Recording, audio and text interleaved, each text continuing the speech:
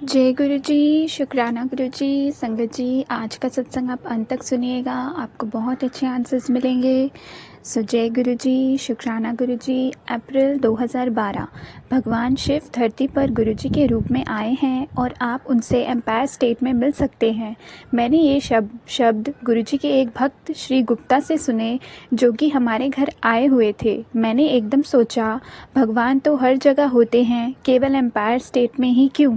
और मैंने निश्चय किया कि मैं वहाँ नहीं जाऊँगी।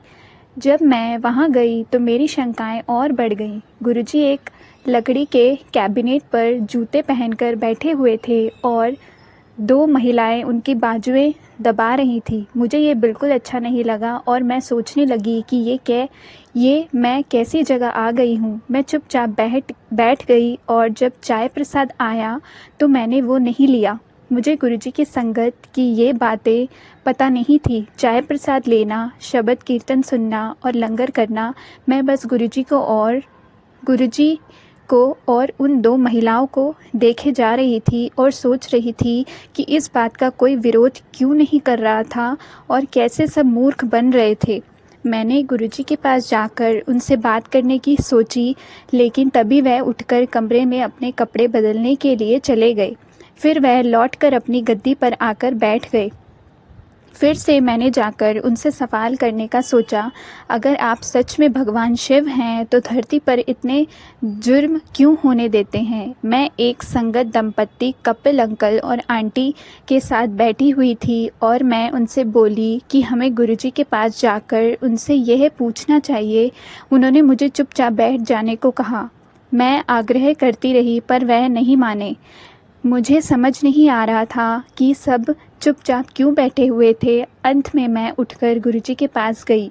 मैंने गुरुजी से जाकर पूछा, आप कौन हैं? उन्होंने जवाब नहीं दिया और इशारे से मुझे चले जाने को कहा। मेरे पास उनसे पूछने के लिए इतने सारे सवाल थे, लेकिन वह गुस्से से इशारे करके मुझे जाने को कहते रहे। तब तक लंगर प्रसाद परोसा जाने लगा और एक भक्त श्री सिंगला ने मुझे सवाल करना छोड़कर लंगर करने को कहा। वह भी मुझसे अप्रसन्न थे, परंतु बोले कि गुरुजी पहले से ही मेरे सवाल जानते थे। अब मुझे गुस्सा आ गया था। मैंने क्या अपराध किया था कि गुरुजी और उनके भक्त दोनों मुझसे गुस्सा थे? मैं रोने लगी और मैंने लंगर करने से मना कर दिया और मेरे पति और दोनों बच्चों ने भी। हम बाहर चले गए जहाँ जूते रखे हुए थे। मैं रोए जा रही थी। मैंने ऐसा क्या कहा या किया था कि सब मुझसे अप्रसन्न थे? और मैंने श्री सिंगला को उन महिला संगत जिनके साथ मैं आई थी को शिकायत करते सुना कि वह कैसे लोग मंदिर लेकर आ रही थी और लाने से पहले उनको मंदिर के बारे में क्यों नहीं बताया था। मैं घर वापस जाते समय सारे रास्ते रोती रही और अपने पति को कहती रही कि मैंने ऐसा कुछ नहीं किया था कि मुझे इतनी डांट पड़े। मेरे पति मुझे चुप कराते रहे और बोले कि गुरुजी के पास दोबारा जाकर हम अपना समय नष्ट नहीं करेंगे। घर पहुंचकर मेरे पति और बच्चे सो गए, लेकिन मेरे मन में अभी भी सवाल था। सारी दुनिया में इतना अधर्म था, इसके बारे में कोई कुछ कर क्यों नहीं रहा था? मैं अपने विचारों में खोई हुई थी कि मुझे एक सुगंध आई। मैंने अपने आसपास देखा कि वह सुगंध कहाँ से आ रही थी, पर मुझे कुछ पता नहीं चला। मैंने अपने पति को उठाने की कोशिश की, लेकिन वो ये कहकर सो गए कि मेरे रोने से वो परेशान हो गए हैं और उन्हें नींद आ रही थी। फिर मुझे गुरुजी दिखे।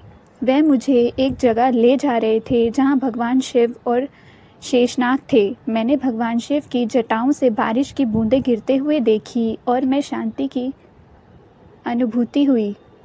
मैंने बड़े मंदिर का शिवलिंग भी देखा। फिर गुरुजी ने मुझे कुछ पीने को कहा। मैंने उनसे पूछा कि वह क्या था, पर उन्होंने मुझे बस ये पीने को कहा। मैंने वो गुरुजी से और मांगा, पर वह बोले कि जितना मैंने पिया था वह पर्याप्त था। मैं इससे अधिक लूँगी तो दीवानी हो जाऊँगी। इस घटना के कुछ दिनों बाद तक मेरा पूरा घर सुगंध से भर रहा और मुझे ये नहीं समझ आ रहा था कि ये सुगंध आ कहाँ से रही थी। मैंने अपने पड़ोसियों के घर जाकर पूछा कि उन्होंने कौन सी अगरबत्ती जलाई थी, पर वह बोले कि उन्होंने कोई अगरबत्ती नहीं जलाई थी। ऐसा कुछ दिनों तक चलता रहा। गुरुजी की एक संगत श्रीमती करना को इस बात का पता चला और तो वह मेरे घर आई। उन्होंने मुझे बताया कि यह गुरुजी की खुशबू थी और उन्होंने मुझे बड़े मंदिर के बारे में भी बताया। मैंने मंदिर जाना शुरू किया। मैं अपने सपने के बारे में सोचती, किंतु मुझे विश्वास नहीं हो रहा था कि मैंने क्या देखा था।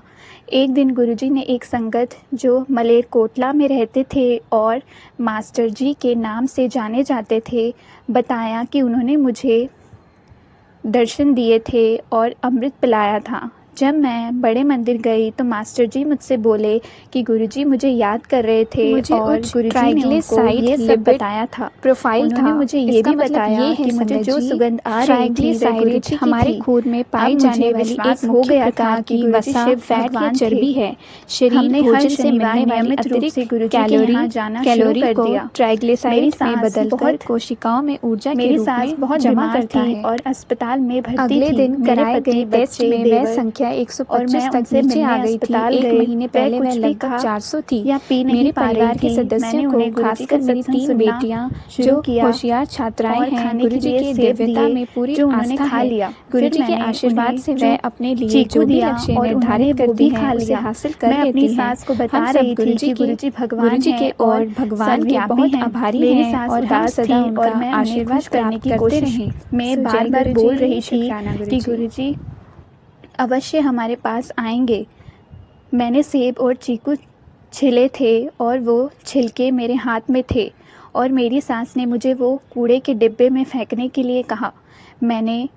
मैं उनसे बोली कि क्योंकि गुरुजी को आना था इसलिए मैं वह जगह गंदी नहीं करना चाहती थी और मैं छिलके कमरे से बाहर जाकर फेंकूंगी। मेरी सास आग्रह करती रही, किंतु मैं भी अड़ी रही कि मुझे जगह गंदी नहीं करनी थी। तभी जहाँ हम बैठे हुए थे मुझे गुलाब की एक पंखुड़ी दिखाई दी। मैंने वो सबको दिखाई और बोली कि गुरुजी आए थे। सब आश्चर्यचकित थे। एक क्षण पहले वहाँ कुछ नहीं था और अचानक ही गुलाब की एक पंखुड़ी कैसे प्रकट हो गई थी। सो जय गुरुजी, शुक्राना गुरुजी।